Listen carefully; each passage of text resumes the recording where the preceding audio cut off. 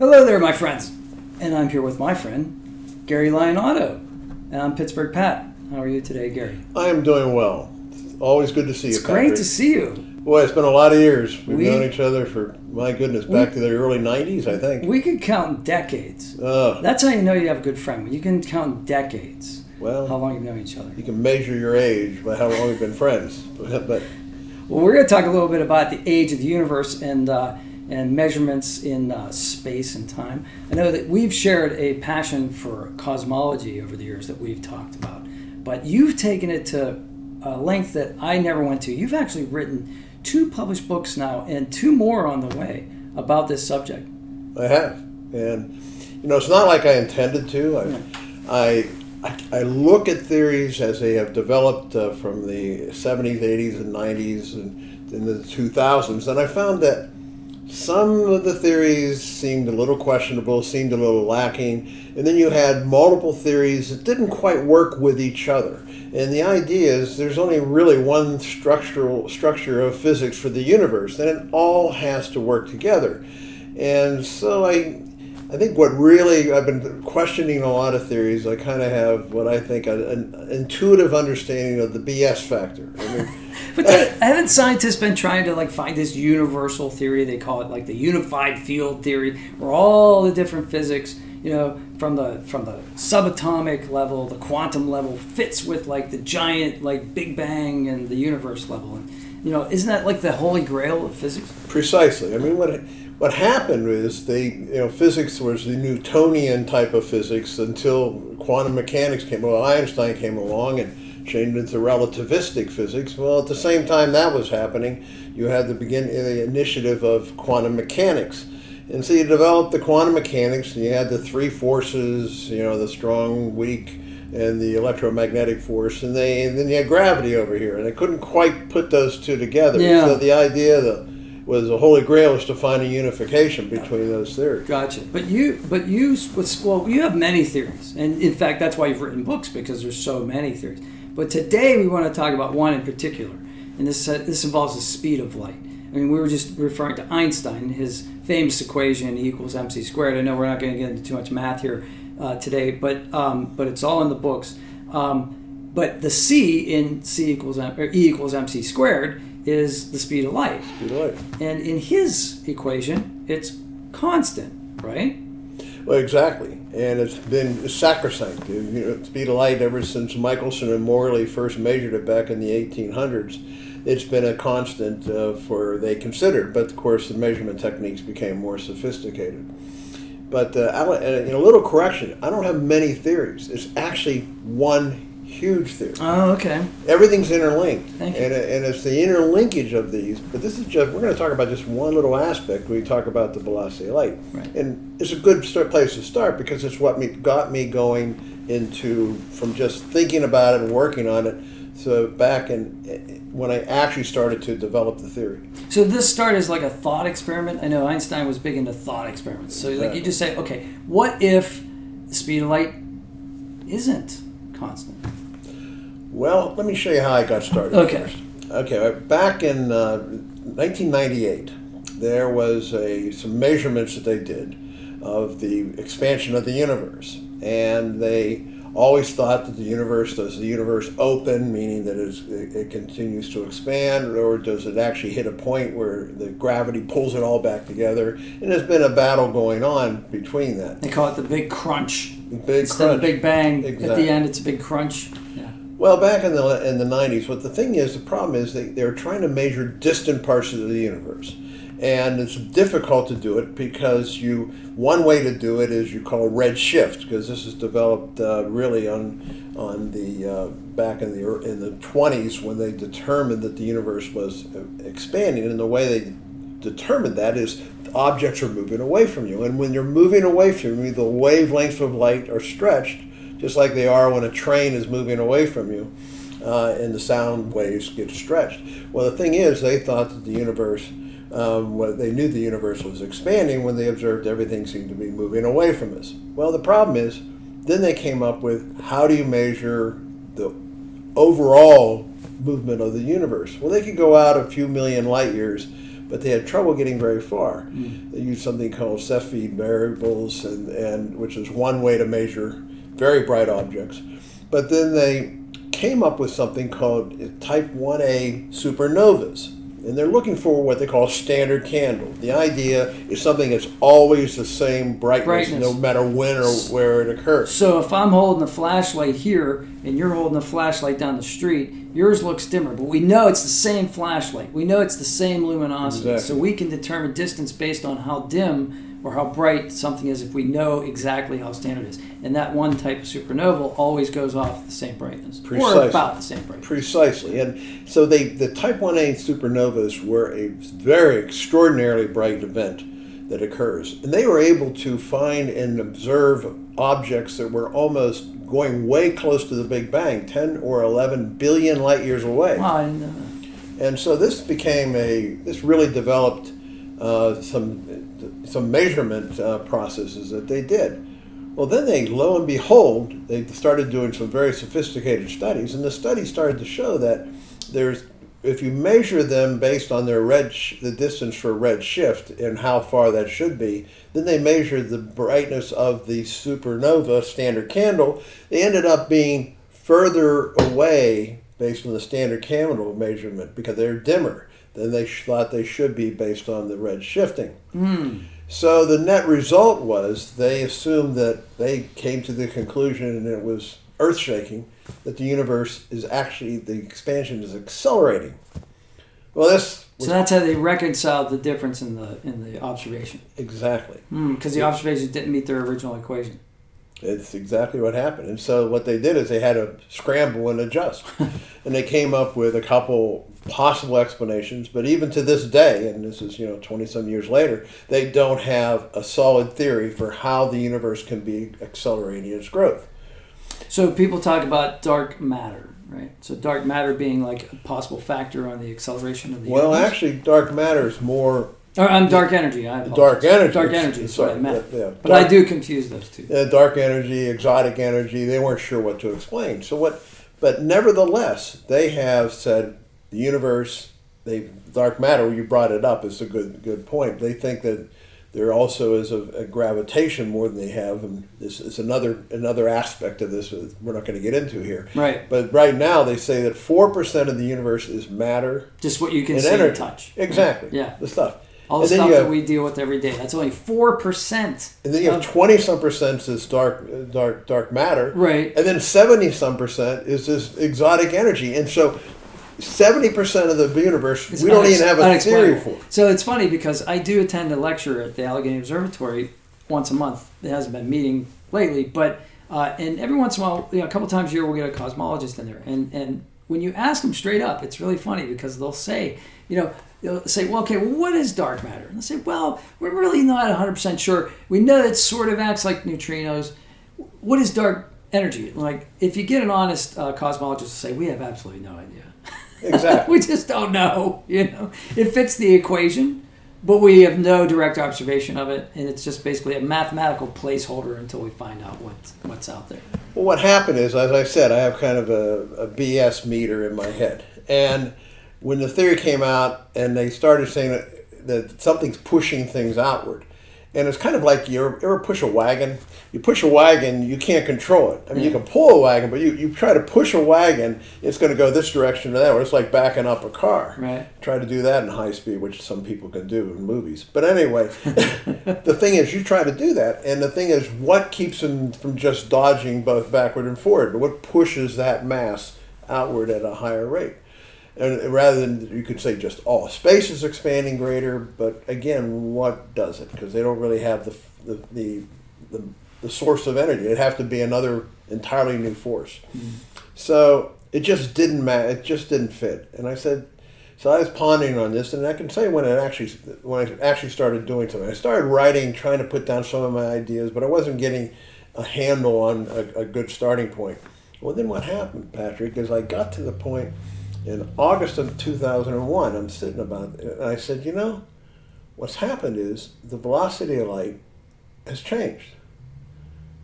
And I said, and I thought about that, and what does that mean? Well, how did I get to that point? I'm going to digress a little bit. I'm going to say, I always thought, how big's the universe? Well, the universe is, I dealt with infinity and expansion and so forth. I said, how big is the universe? I said, well, the universe is the fastest velocity that you can go, which is the velocity of light. Because how could anything be further apart than the velocity of light, moving away from something? And then second of all, times the age of the universe. To me, it was a slam dunk.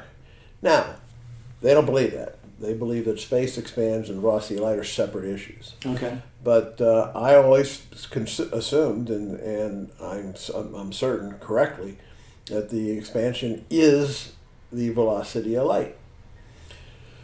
So I looked at that, and I said, what's happened, though, is gravity, contrary to what they're saying now, slows down the expansion, what they used to think was the case before the mid-90s. And gravity slows down the expansion. Well, what would the effect be? Well, the effect would be that the velocity of light would slow down with it, because the velocity of light measures the expansion of the universe. So you're saying gravity affects the speed of light? Gravity affects the speed of light, and speed of light affects gravity. They're all interchanged. The expansion of the universe establishes the velocity of light. Where does this magical number come from, which is 186,000 miles per second, right. Or the easier term is 300,000, almost exactly 300,000 kilometers per second. Right, which is a coincidence. A coincidence, total coincidence. We talked about that. Yeah, I asked that question off camera a while ago. Yeah, 299,792 That's miles really per close. second. 28 miles per second short. Right. But anyway, when you look at that, I said, okay, gravity slows things down. So I started working with the idea of an expanding sphere that has a central mass, and how that would slow down. And I came up with the idea that the velocity of light has changed. And the thing is... So I want to ask you, is the velocity of light slower now, or is it faster now than it was at the beginning? It's slower now. Okay. Now the thing is, people say that's not true, because no matter how we measure it, it always measures the same, which is true. But the velocity of light, scientists say there's no way it can change. But at the same time, they know that the velocity of light is different depending on what reference frame you happen to be in. What I mean by reference frame, we're in a reference frame sitting here on Earth. Right. And if you're in a satellite across over the Earth, you're in a different reference frame, because you're moving. We're on and an you're airplane, we're all move at the same time. We throw a ball up in the air, the ball doesn't just go to the back, it comes along with us. Exactly. So your reference frame changes. Well, the thing is, one of the advantages of general relativity, which is just a masterful theory, is that when you have it changes, we're closer to a massive object, and the Earth is a massive object. The closer you are, the slower time goes. Mm-hmm. And they proved that by having atomic clocks in planes, and that was the first proof. But now it's proven every instant of every day, because, well, the satellites. GPS satellites. Yeah, that's right. GPS satellites are basically a triangulation from clocks. Right. And the thing is, you have to make a general relativity adjustment to be able to determine the clock relative to clocks on Earth. So what they do is they actually have to make that adjustment in the calculations for making GPS. Otherwise, you'd be off by 100-some meters, right, in all your calculations. So they prove it every moment of every day that general relativity is true. So that means that time is slower on Earth than it is in space. But when you measure the velocity of light on Earth, when you measure it in space, they come up with the same number. Yeah. Well, the thing is, our time is different than their time. I mean, their being the satellites.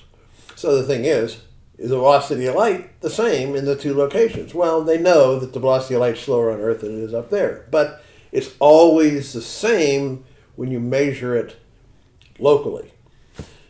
And that's how, and what that means is that time flow determines the velocity of light, but no matter what your time flow is, the measurement of the velocity of light will be the same for any instant in time. So it's not inaccuracy of measurement. It's not that it's just so minutely different from here to a satellite in orbit that we're not measuring it correctly. It's they measure it and it's exactly the same. Because over large cosmic scales, if there is a difference, then you would notice that difference, obviously, at great distances. Not necessarily. No. And that's another factor. The thing is, no matter what you observe in distant space, you're observing it in your local time flow. So in other words, let me kind of give you how you can understand how that works. Thanks. The extreme example of a gravitational force, or the extreme would be a black hole. Now the Earth is massive in a sense, but it's nothing compared to truly massive concentrations. And so the ultimate extreme is a black hole. Well, the thing is, we know the velocity of light gets less and less and less as you approach a massive object. Well, in a black hole, the velocity of light at the event horizon relative to a distant observer is zero. Right. Now, theoretically, you're on the event horizon, which you could measure an instrument, which you can't, of course, because the gravity is just so phenomenal. But if you could, you would measure the same as that of a distant observer. Locally, you would measure it as being the same. But the velocity has changed relative to a distant observer. Well, in this case, the velocity of light goes to zero at the event horizon relative to a distant observer. So we accept the velocity of light is different in many different reference frames. Now, that's different than saying that the measured value changes over time. Because what happens, I'm saying it changes over time. Okay. What happens is if you go back into the past and the universe, let's say, is slowing down, which it should, I have found out that the universe is expanding. And the question is it an open universe? Is it a closed universe? Is the universe expanding faster than than an escape velocity, or is it slower than escape velocity? Which, if you send a rocket up into space going 25,000 miles an hour, that's what they consider the escape velocity of Earth. But if you go, let's say, at 21,000 miles an hour, it's going to go up so far that it's going to come back down to Earth. If you go more than that, then it not only escapes, but it has excess velocity, which is what we do have when you're sending to Mars and Jupiter and everything else. And if you do it just right, it goes into orbit. So if you have, like, when Einstein was developing his theories, they had this idea of a steady state universe, which would have been all balanced. Right? Exactly. So there was no escape velocity. But what you're saying is if it's below the escape velocity, then eventually the gravity is going to win, and it's going to bring everything back into the big crunch. Big crunch. And if it's greater than this escape velocity, it's going to go out until it's the universe is a big lump of dark nothing.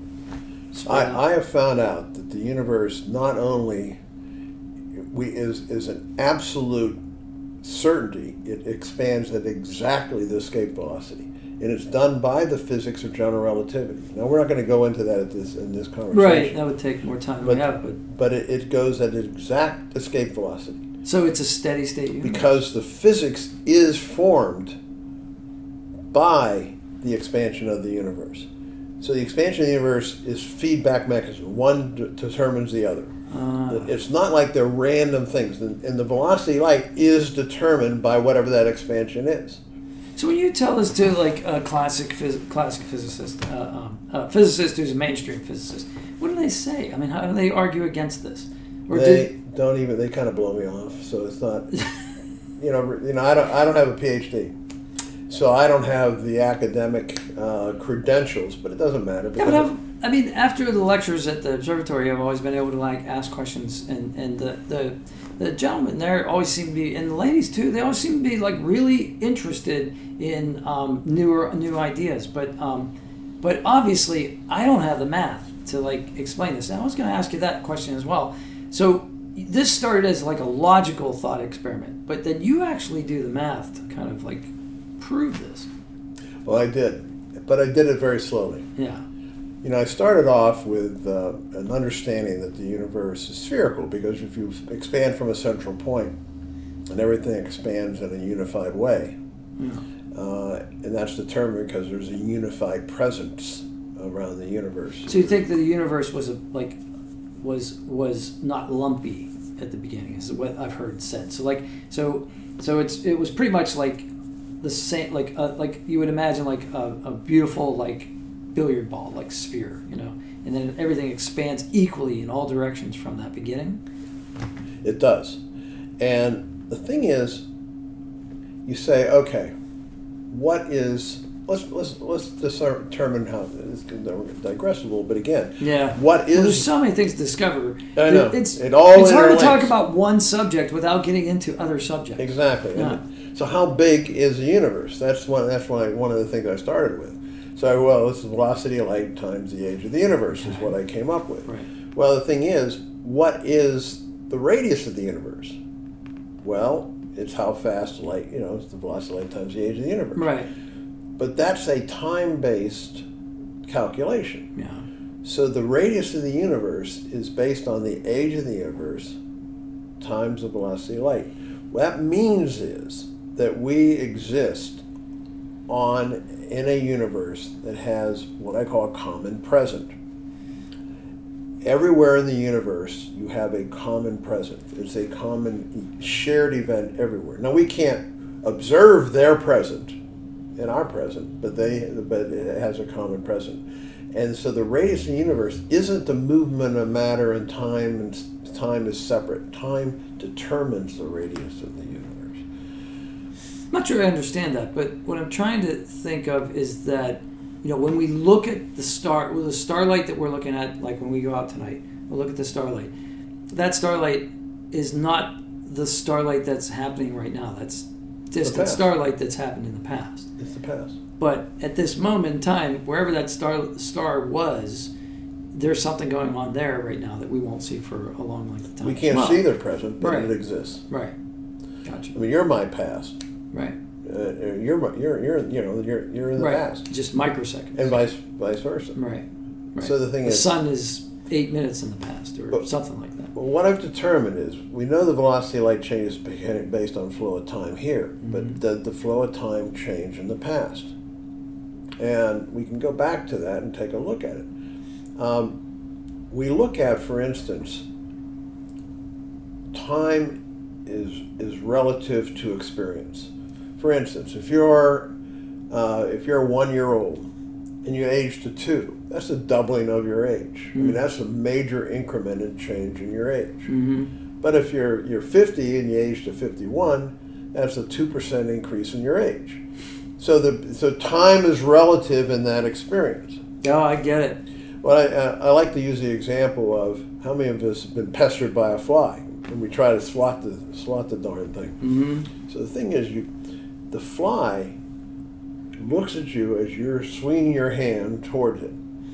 It casually looks up, sees something coming, and he says, well, I'm going to start flapping my wings, and he's out of there before your hand can get there. Right. Now, what's its experience of time versus yours? Right. If it's doing things so fast, then it experiences time in a different way than we do. Time is different depending on the reference frame and its reference frame. Of course, its nerves are much shorter distance. They don't have to travel as far. They can initiate the movement very much quicker. Yeah. But time is different. How about a particle? You send a particle at extraordinarily high speeds. And what happens is Einstein's theory of special relativity determines that time slows down when you travel at high speeds. So the thing is, you're sending a particle at 99.999% of the velocity of light. Inside a super collider or something like that. Exactly. Yeah. CERN collider in Switzerland. So the thing is, what happens when that particle meets up with another particle?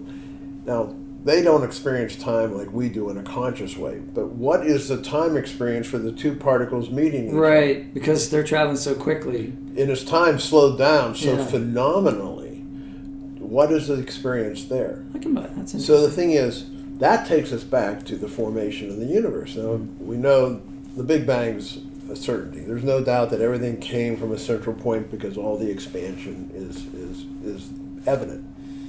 And so let's look at that.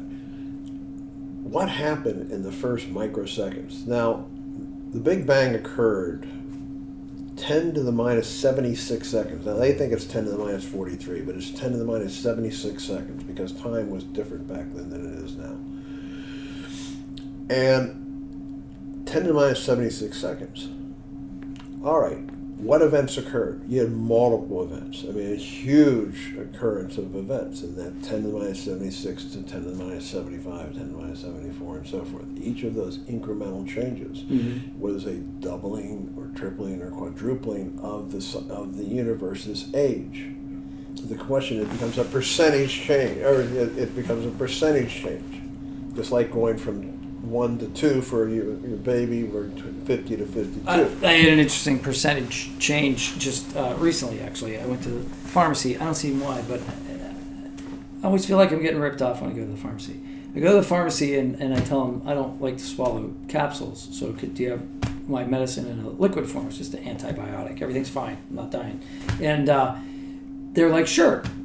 So I get it, and then they ring it up, and it's 10 times more expensive than the pills were, which they had failed to tell me. And it's not like it's this amazing sum of money that I can't afford, but it's 1,000% more than what I should have paid. 1,000, because that's the way I think. I think in percents. I'm like, guys, really, come on, But that's just, sorry, I had to get that off my chest. No, hey, I'm glad you did.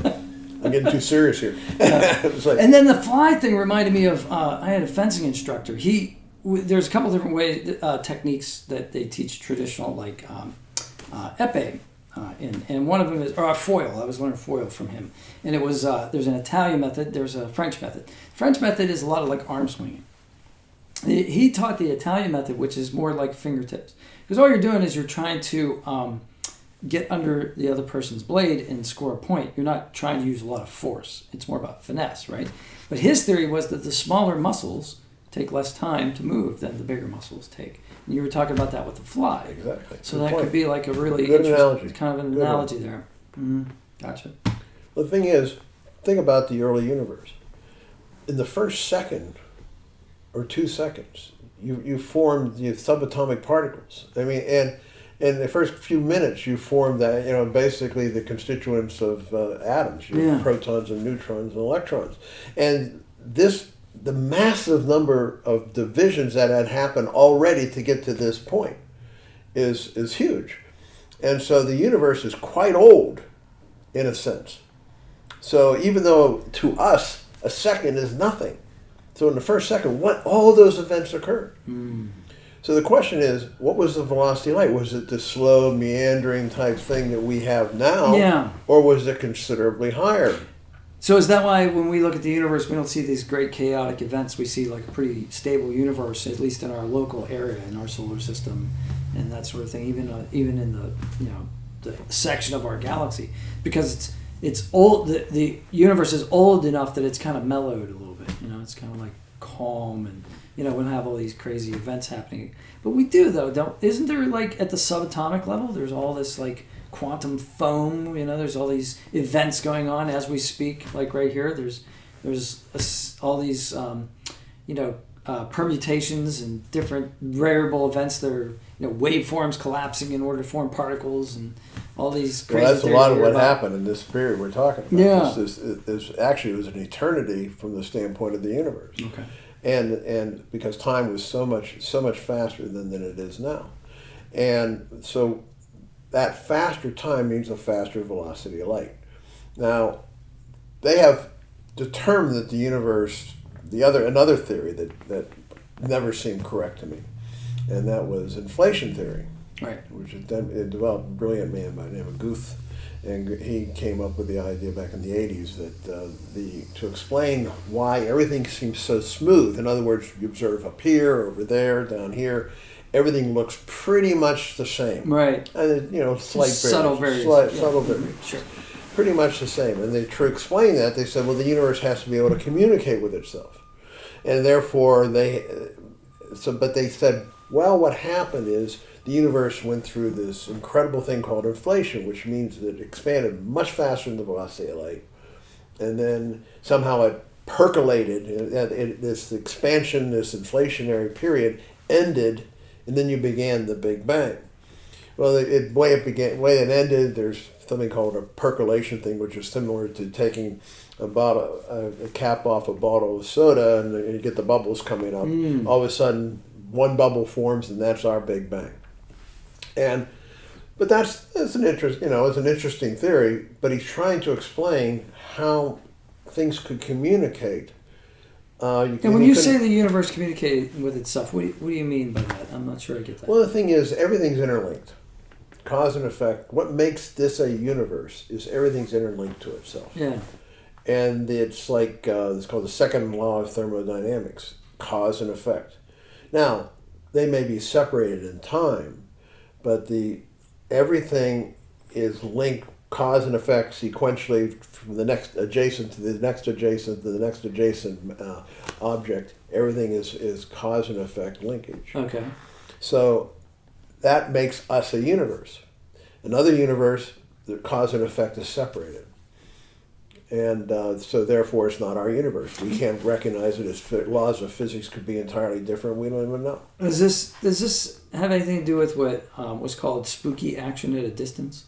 Yeah, it's a little bit different. That's quantum. It is. No, That's it is cause and effect. There's no doubt about it. Yeah, but it's not the same as what Well, the cause, in effect, already occurred. It's just that they were linked. It's a very important thing, and I think maybe it's called like quantum entanglement or something like that. It is quantum entanglement. If we have future, we'll do that in a future video. That's fascinating. It's another entirely different. So subject. back to the variable speed of light. What is the effect, though? I mean, so you're explaining. You have another way of explaining the observations that are out there in the universe using a variable speed of light over time. Is that right? Right. Okay. So it doesn't change. It changes the model of the universe as physics knows it now.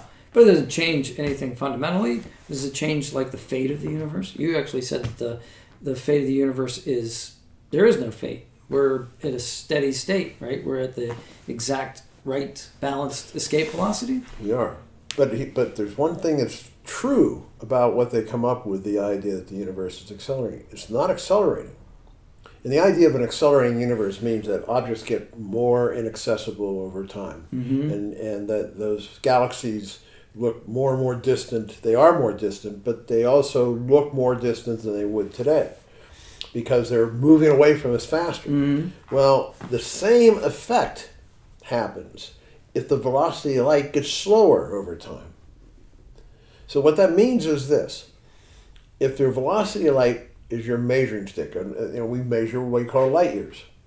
So, the sun's 8 light minutes from the Earth, but then Alpha Centauri's 4.1 or 4.2 light years away. But then you have these other distant things. They're up to 10 billion, 11 billion. The universe is 13.792 billion years old. So that's how far it can go. But we can't see that far. But still, that's distant. We measure distance by time. So the question is, if time is speeding up and therefore the velocity of light is slowing down, those objects appear more distant because it takes longer for the light to get here. The light left a distant galaxy was faster than it is now. The net effect makes those objects look dimmer. So the net effect is it's because the velocity of light is coming down. If velocity of light comes down, E equals mc squared. The energy of the light is going down. Gotcha. Also. So what the standard physicists say is that the universe is expanding. That's why those type 1a supernovas seem dimmer than we thought they should be. But your theory says that it's actually the speed of light was faster. Speed of light is changing. Speed of light was faster then. Gotcha. And that accounts for the difference. Exactly. Well, we can kind of link this a little bit to what Guth said, that the idea that we have inflation. He's saying, but the problem with inflation is it blows away special relativity. So it's expanded much faster than velocity of light. Well, relativity says you can't expand faster than velocity of light. So the thing is, that's the speed limit of the universe. Does the theory work in all reference frames? It should. Otherwise, it's not a complete theory. So it works in all reference frames.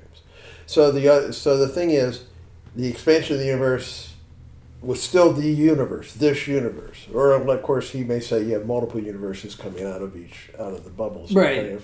But we just deal with one at a time. But let's say, well, the thing is but he's talking about a much faster expansion. Yeah. Well, the velocity of light is calculated at the Big Bang. The velocity of light was 10 to the 30th faster. I mean, 30 zeros faster. Yeah. That's how much, and that means time was 10 to the 30th slower. So here's something I always wanted to know too. So when Guth is doing this, is he's taking observations and he's trying to make a model that fits those observations, right? Correct. Okay. So how much is there back and forth? So like you have a theory and then you go to the math or you go to the observations and then you go back and you modify your theory and you go back and forth, right? I mean, there's so many times I'll be at the observatory and we'll talk to an astronomer and they'll say, well, once we get the James Webb telescope in orbit, then we'll know blah, blah, blah, blah, blah. And it's like, well, there's a limit. There's like a limit to like what our knowledge is. And then people may come up with other theories, but in order to test that theory, they have to like have better observations. So our telescopes aren't good enough, or we just don't have the data. Or some of these theories are not testable at all. Like string theory apparently is not like we can't even test it. Exactly. Exactly. Well, how does it happen? I mean, how do we go from there? How do we prove it? Well, how do you do it? Well, how do I do it? I do it all logic. So you start with all logic, and then my primary tool is an Excel spreadsheet, and I start. And that's in the back of the book. Yeah. Yeah. Well, exactly. I have it in the books. What happened is I started with really simple. I mean, from a real naive type standpoint, but I asked the right questions. I said, okay, the universe is a spherical expansion. How big is the universe? So I said, well, it's just like this.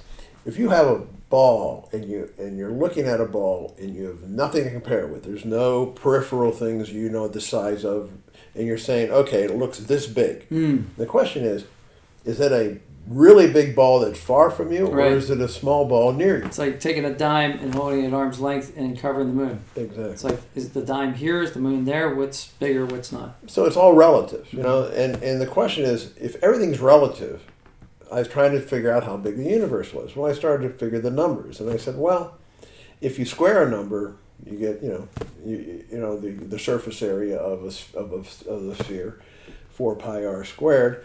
Or the volume of the sphere is 4/3 pi r cubed. And I said, well, what's the r? What is the radius? Well, the radius is, you could say it's 1. Well, you cube 1 and you still have 1. So you square 1, you still have 1. And the question is, well, how did you get units? And that's another thing. You get into quantum mechanics and events and stuff like that. You finally find out where the units came. But I started off with that whole question. And that's the beginning point of what I started to pull the string.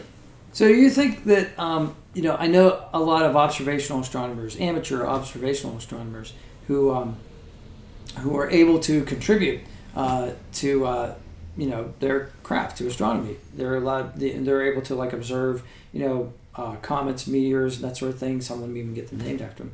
But to take someone who has trained themselves in astrophysics, in cosmology, so you think that those of us who haven't gone and gotten like 4 postdoctorate degrees, we can still contribute to like the advancement of the knowledge of humanity just by logical puzzles, basically. Well, that's a good question. I think the advantage I have is this: I don't have all the information that was studied information. I figured it all out from scratch. Basically, I have very few reference books. I figured everything out from the simplest version. The thing, I started pulling the string, and the velocity of light, with the variable velocity of light was the first thing.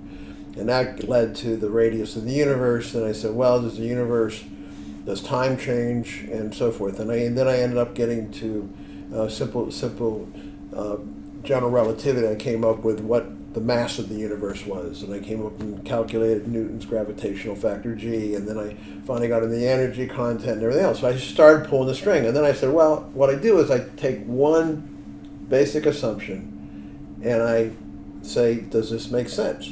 And I would measure it against actual observations.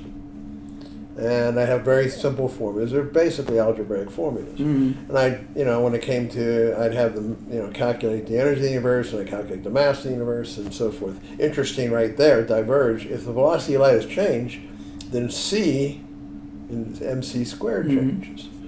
And it actually works out beautifully. It's kind of interesting. Oh, it changes in my... energy in the universe, right? Well, actually, no. No? Here's what's really cool. Energy has always been seen as what they call a constant of motion. It never really changes. Energy is, but it changes form. But it could be matter or energy. Matter or energy, or some kind of combination of a high, fast-moving matter, and it's kind of, you always have a sliding scale between the two. Mm-hmm. But in the end, it's all matter or energy. So what I had determined, the velocity of light was 10 to the 38th meters per second. It's right now 10 to the 8th meters per second. 3 times 10 to the 8th meters difference. per second. So the thing is, there's 30 zeros difference. And that's a huge number. Yeah. And so what happened is, what was the universe's energy content in the beginning? Well, the thing is, what was the mass of the universe in the beginning? That's another question. We have 150, 200 million stars in our galaxy, the Milky Way. And there's 100-some million galaxies, in the billion galaxies, in the universe. I digress. 150 billion stars in our galaxy, 150 billion galaxies in that area, somewhere in that area. So that's a massive number of stuff. It is. The Big Bang, did you take all of that stuff, and we know the size of the Big Bang, it's called Planck's length, which is really, really tiny, tiny number. And it's like, it's as small as a football field is relative to an electron. Wow. This number is relative to an electron size. Wow. So, make the electron the football field, and this is Planck's length. That's a great analogy. It's a tiny, tiny length, but there's a reason for it. And I won't go into it, but it's part of the book. And this is why we know where the Big Bang was. It's where quantum mechanics and general relativity merge. Mm-hmm. So anyway, we know the size of the universe. At 10 to the minus 35 meters, we take all this stuff that we know, which is 10 to the 53 kilograms is what the mass of the universe is. Take it all and compress it into that size. Is that possible? Is that even reasonable? I mean, do we have all this stuff? Well, they say matter and energy are interchangeable. So, but the point is, was the energy content the same? Well, here's where it works out. Energy is a constant ever since the Big Bang. They think that it's getting created. They think this exotic energy is getting created. I don't know. It just throws the whole balance off the scale. But I found out it's an absolute. It's 10 to the 70th joules. And joules are kilograms, meters squared per second squared. Right. But so it's this mass. It's this number, 10 to the 70th. A joule is like if you drop your book bag from about here. The amount of energy that would fall from here to here. That's a good calculation. I don't even know. That sounds about right. Well, my book bag's a little bit heavier. But, yeah. And maybe your laptop. You drop your laptop. That's true. Well, anyway, we get back to the mass of the universe. Well, what was the energy? There's something I call it Planck-Wheeler, but some people just call it Planck mass. Planck mass is this balance point. You have very tiny masses, then you have very large masses, the mass of the universe. I find Planck mass is halfway, numerically, it's on a logarithmic scale, between the smallest mass possible, which we won't go into, I know what it is, and the mass of the universe. But it's 10 to the minus 8 kilograms is what it is, which is a little bit less than the mass of a grain of sand. But it's a reasonable number. The median, or? That was the mass of the universe. That was the mass of the universe. And this number, this Planck mass is still the same today as it was at the Big Bang. It's always never changed. That's the unit we use to measure the mass of the universe. It is a common. Some things are constant. That particular one really is a constant. Okay. Just as energy is really a constant. Now you take the 10 to the minus 8 kilograms, and then you take the velocity of light at 10 to the 38th meters per second. Now remember, E equals mc squared. So you take 10 to the minus 8 times 10 to the 38th times 10 to the 38th, and you get 10 to the 70th joules. So mc squared comes up with 10 to the 70th joules at the Big Bang. Well, now the velocity of light is slower by 30 orders of magnitude, which is squared. That number is squared, so it's like an order of 90, 90 zeros. So now we have 10 to the 53 kilograms. Now they think it's 51 to 55, whatever. It's 53. 10 to the 53 kilograms is the mass of the universe. Times 10 to the 8th meters per second. 10 to the 70 joules. The exact same energy content in the universe now, but it's transformed from slow time environment, high velocity environment when the velocity of light was so high, to a slower time and it's still 10 to the 70th joules. It's fascinating. It actually works out logically that energy stays the same for the entire history of the universe. So your presentation doesn't allow you have the advantage of not having to make these special, like inflation, or like we were talking earlier about dark energy. In your universe, the way you describe it, there are no special conditions. You're just saying that like you changed a constant, and now if you make that variable being the speed of light, that accounts for all this physics. Is that right? Well, it's true. But if we go back to Guth's theory, I've calculated the universe's expansion was 10 to the 38th meters per second, which is probably not that far from what he was saying the universe expanded. But he said it was expanding beyond the velocity of light. I said it's expanding because of the velocity of light was the same. So in reality, he got the same effect. So you may be exactly right. Right. I mean, exactly right from that, but he's wrong on the idea that you violate special relativity. Right. You do not violate special relativity in this theory at all. Right. That's what I was. Or general relativity. I just didn't know how to say it. Now here's kind of the linkage. The reason I was able to calculate all these, and when you go through my book, and this is called Occam's razor. Yeah, let's take a look at the book. I got two. Yeah, we were talking about off camera. We were just talking about how you started this with an intuitive idea, with a feeling that like my BS meter's going off. I don't really think that doesn't sit well with me. I think there's a more elegant way or a different way to explain what's happening here, and sometimes. I get a feeling that I know intuitively what's going on, but I need somebody else to explain it before I go, oh yeah, that's what I was thinking. I just didn't know how to say it, or and I certainly didn't know how to express it mathematically, But I think some of that makes like for the best science books, that I read. Well, let me tell you the essence is simple. That's the whole reason. But does the universe have to be reason why elegant? I named my book Occam's Razor. Yeah. And the idea is William of Ockham was a 14th century monk who hypothesized, given two possible explanations for something, always choose the simplest. Sherlock Holmes like that too. Exactly. and they seem to use it a lot nowadays. It was a big thing in Contact, but you're starting to hear Occam's Razor now, even on TV broadcasts. Yeah. And so the thing is, it's a great concept. Yeah. And keep it simple. Keep it simple. Yeah. And the KISS method. And so what I ended up with, I always believed that the universe in the macro sense, the macro universe is basically simple, and then you add one aspect onto that, and one aspect onto that, and the complexity. So in the macrocosmos, simple to the infinite degree, the microcosmos complex to the infinite degree. So the extreme between the two, you move from this basic simple to the complexity of the universe we're experiencing now. We're making the universe more complex every action we take. Certainly in Earth. Certainly technologically. Technologically, and the whole universe is doing the same thing. Daily lives.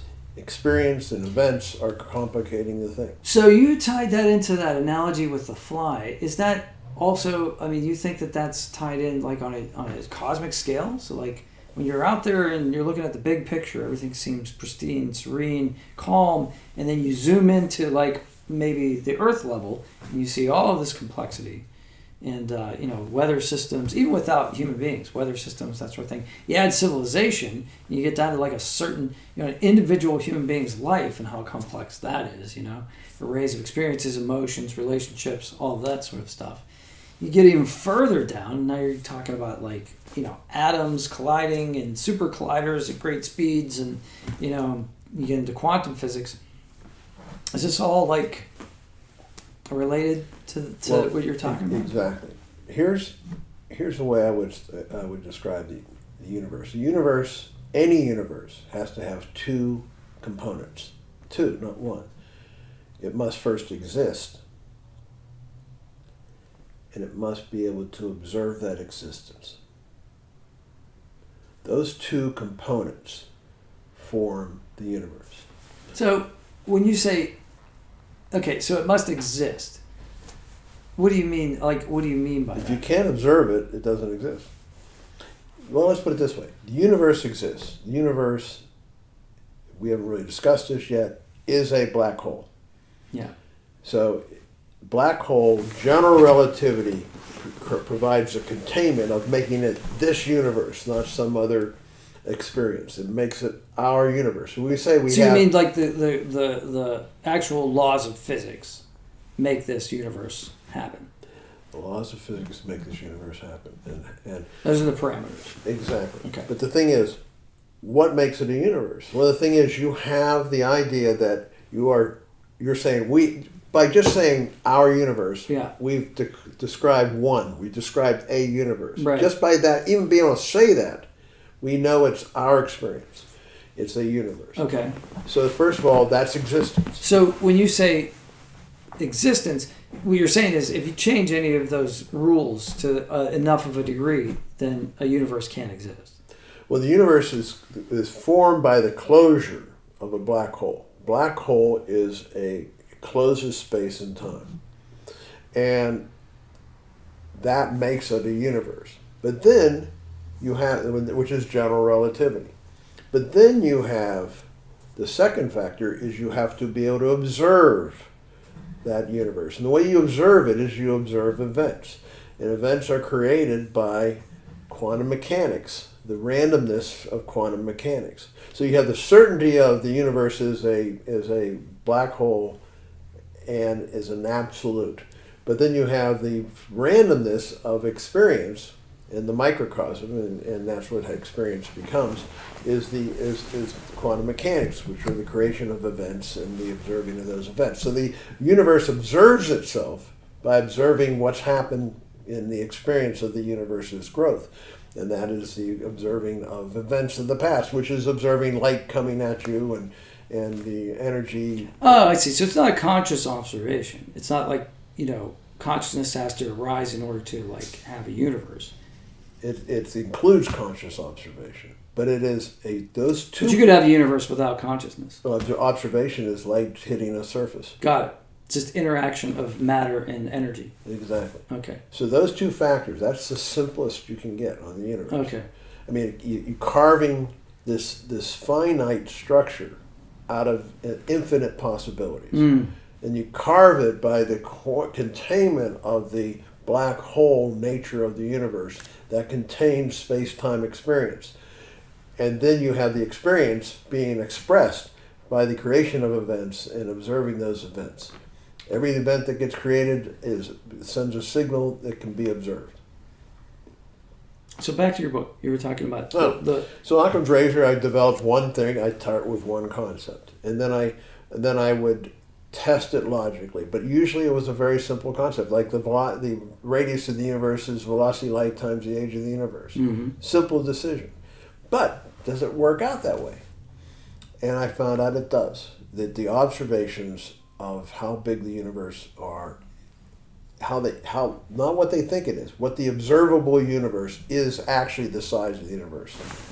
In other words, the velocity of light times the age of the universe is the observable universe. Okay. They think that it's much bigger than that. Mm-hmm. But I tested it, and here's because something happened before stars ignited and shone light, and we can only observe light or cosmic background radiation. Exactly. But we can't observe anything beyond that. Well, here's how I figured. And yet out. something might have existed before then. Good point. But here's how I found out. Here's how I tested that first assumption: how big is the universe? I said, okay, let's take how fast are things moving apart. And they call that Hubble's constant.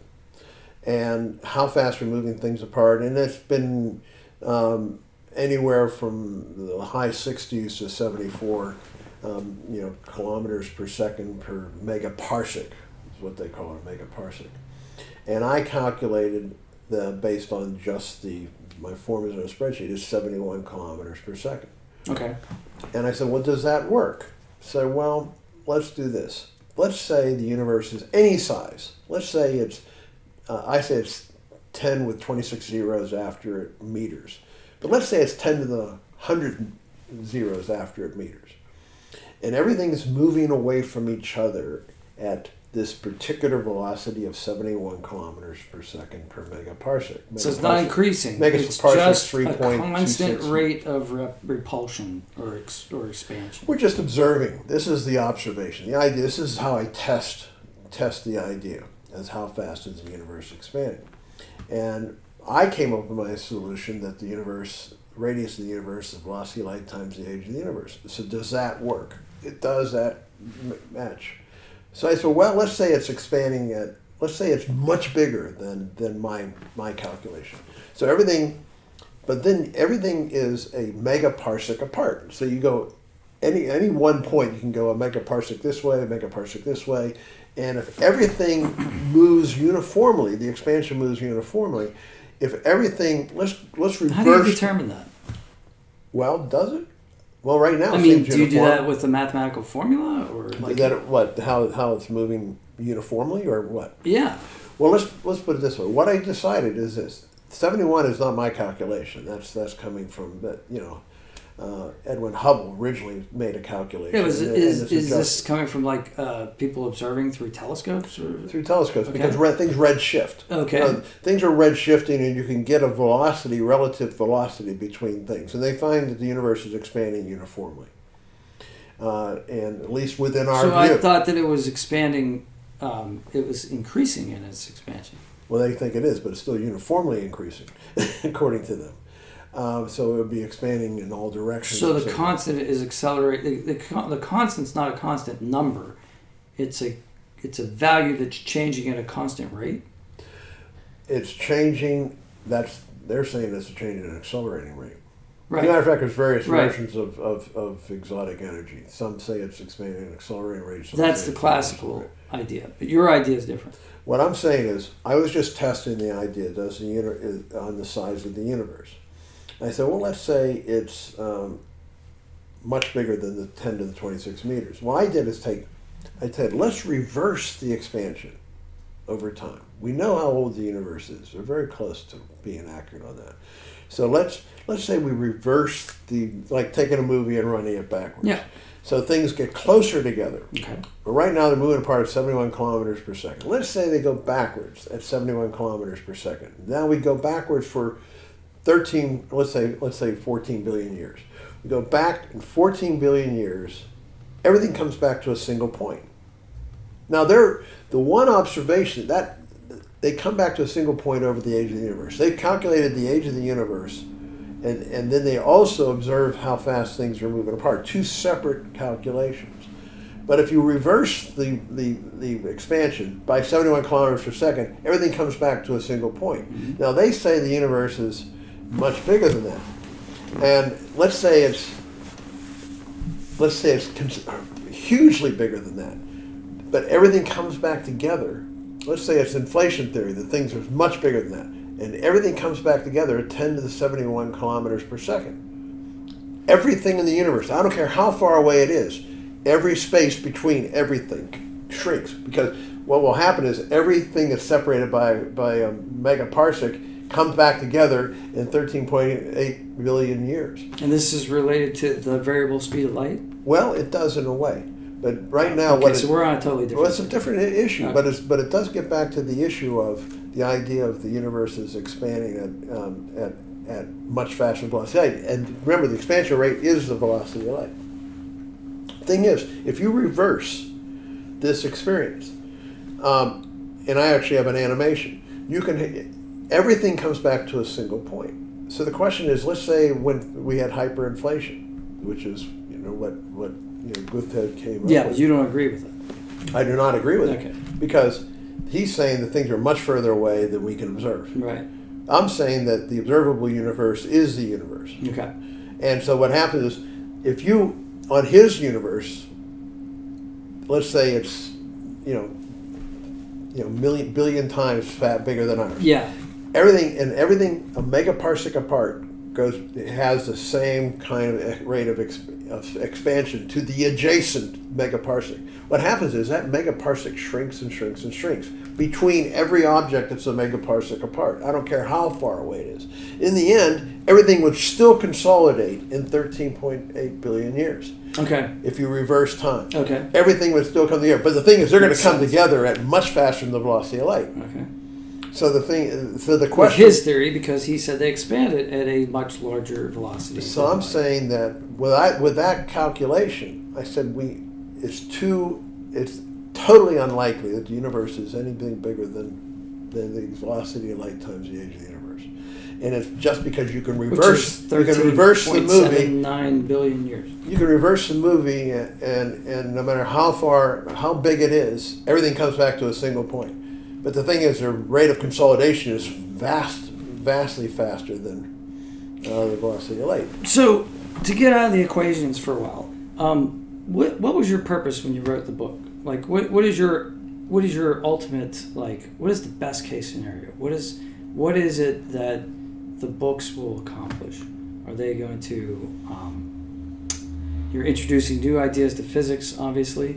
Are they going to be read and accepted by scientists? Not right away, maybe, or maybe they'll be accepted by scientists after a little more observation that can prove that your theories are correct. Or what's your objective? Well, using the velocity. Well, my objective is something I just had to do. It had nothing to do with I'm going to have an end goal. So it was like a compulsion. It was a compulsion.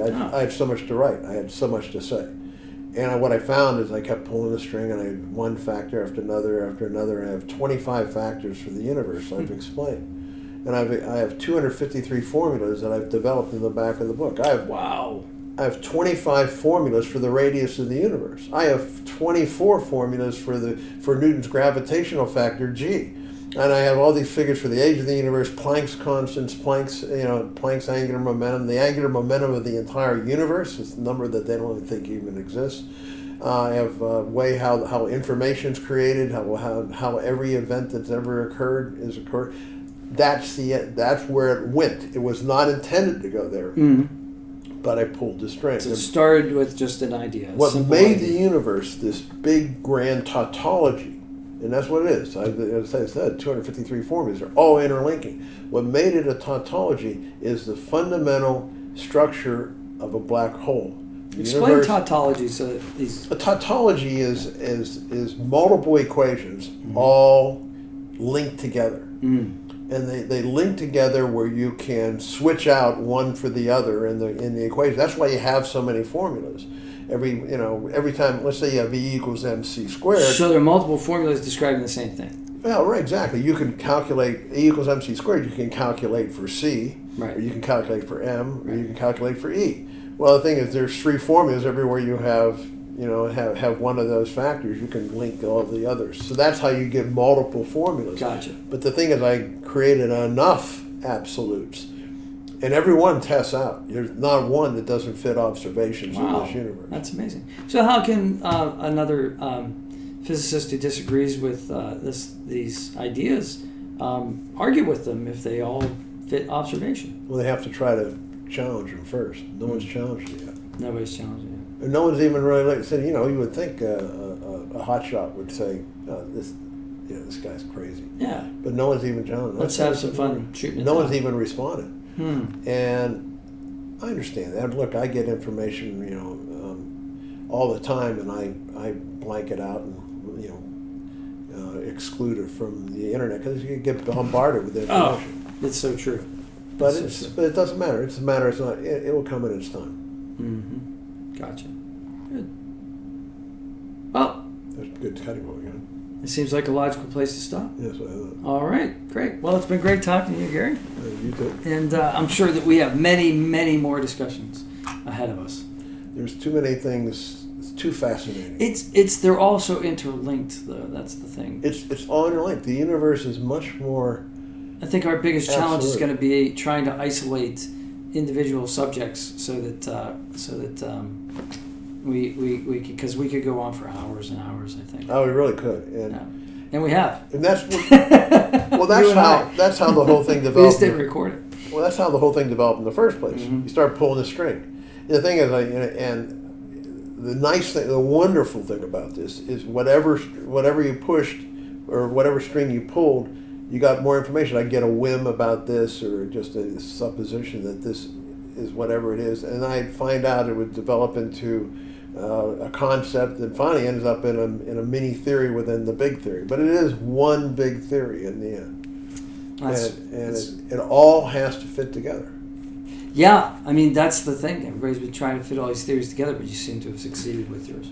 Well, I call it conceptual geometry, where every theory, I don't care if you're talking about, whether you're talking about cosmology, you're talking about information theory, you're talking about, whatever you may think, every single thing has to fit adjacent to the next piece of the puzzle with no gaps. To have these various theories, such as inflation theory and such as string theory with unseeable dimensions and all the, or whether it's exotic energy, whether it's they all have to be one basic concept, a large concept, but they have to be components of one complete tautology, as we said. Mm-hmm. That's the reason it's grand tautology. Show them your books. Well, this is Occam's razor. Well, the thing is, I came to the conclusion that the universe was, in fact, a black hole. Mm-hmm. But current theories on black holes doesn't allow that to be. Well, then, as I studied what general relativity, I found out that although some magnificent stuff has been done, when I looked into details on how it worked, I was able to differ on how things work. Mm-hmm. And the primary difference I came up with in the current theory of general relativity, the central singularity is where everything ends up in a black hole. I found out that the point of action is not that, it's the event horizon. And that's where everything finally gets resolved, and that's the end of time within our universe. So I wrote a book called Black Holes, A New Paradigm. I redefined using the same formulas. Actually, I didn't change the formulas. I used the same formulas, and I explained how general relativity has a different end to what's now being said.